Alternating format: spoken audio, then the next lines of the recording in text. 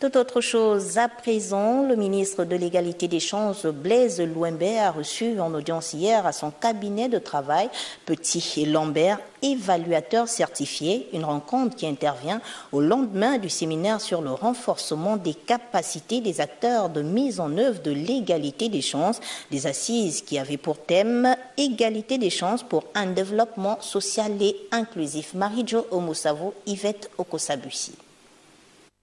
Très engagé à matérialiser la politique de l'égalité des chances, le ministre Blaise Louembé reste dès lors ouvert à toute éventualité.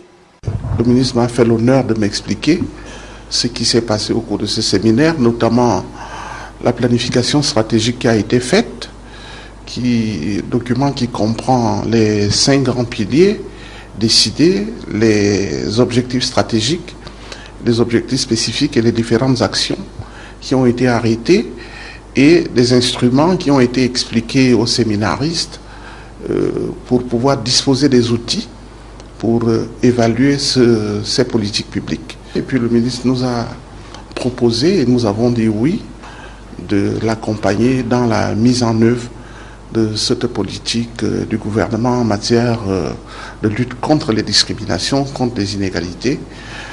Une politique qui vise à renforcer la paix et la solidarité nationale dans notre pays.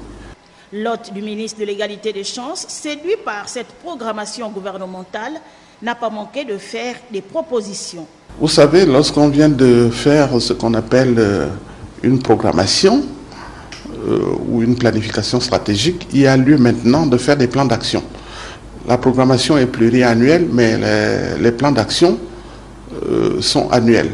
Et là-dedans, on doit décliner les actions en plusieurs activités, en nommant les différents pilotes qui vont conduire les activités sur le terrain, en déterminant des indicateurs, en estimant le coût et les dates de début et de fin et les résultats à atteindre pour le changement global de la situation sociale dans notre pays.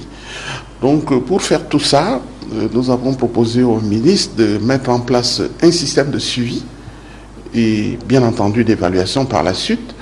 Le système de suivi, c'est le recueil de toutes les informations de ceux qui exécutent les projets sur le terrain. On parle de monitoring et de pouvoir faire remonter toutes ces informations au niveau le plus élevé, c'est le reporting, afin que le ministre dispose dans son bureau d'un tableau de bord qui lui permet de savoir que les différentes politiques qui sont menées sont déjà à tel ou tel niveau et qui sont mesurées par les indicateurs sur le terrain.